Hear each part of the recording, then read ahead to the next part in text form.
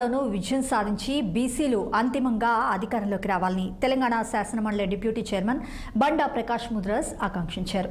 ఆ దిశగా బీసీ ఉద్యమాన్ని బలోపేతం చేయాలని కోరారు. ఆయన బీపీ మండల్ జయంతిని పురస్కరించుకుని మరి సామాజిక న్యాయ ఐకాస రవీంద్ర భారతిలో నిర్వహించిన మహనీయుల జాతరకు ఆయన హాజరయ్యారు. 75 ఏళ్ల తర్వాత కాంగ్రెస్ పార్టీ మరి మొట్టమొదటిసారిగా స్థానిక సంస్థల్లో బీసీలకు 42% కేటాయించడం, కులగణన ప్రస్తావన తీసుకురావడం జరిగిందని బండా ప్రకాష్ పేర్కొన్నారు. కేంద్రంలో బీసీలకు ప్రత్యేక మంత్రిత్వ శాఖ ఏర్పాటు చేయకుండా అట్టడుగు వర్గాలకు వ్యతిరేకంగా పనిచేసిందంటూ మండిపడ్డారు. ఆయన కేవలం ఎన్నికల సమయాల్లో కులగణన రిజర్వేషన్లు అమలు చేస్తామని చెప్పిన కాంగ్రెస్ ఆ తర్వాత ఆ మాటనే మర్చిపోయిందంటూ తీవ్ర ఆగ్రహం వ్యక్తం చేశారు. తక్కువ శాతం ఉన్న అగ్రకులాలు అన్ని రంగాల్లోనూ ఆధిపత్యం చెలాయిస్తున్నారని పేర్కొన్నారు బండా ప్రకాష్.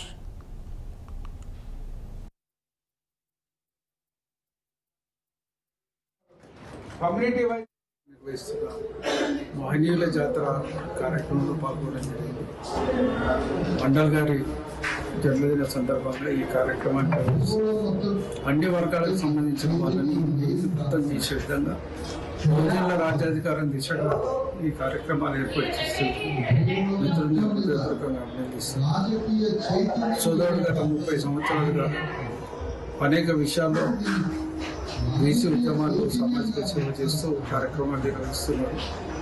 వారికి సరే ఎంత తొందరగా వీలైతే అంత తొందరగా ఈ అట్టడుగు వర్గాలకు రాజకీయ అధికారం రావాలనే ఆలోచనతో పనిచేస్తున్నారు.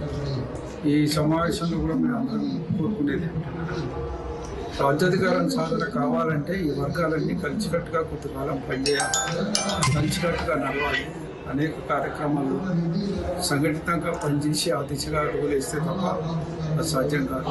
ఐక్యత దిశగా పనిచేయడం ఈ సభ. టాలీవుడ్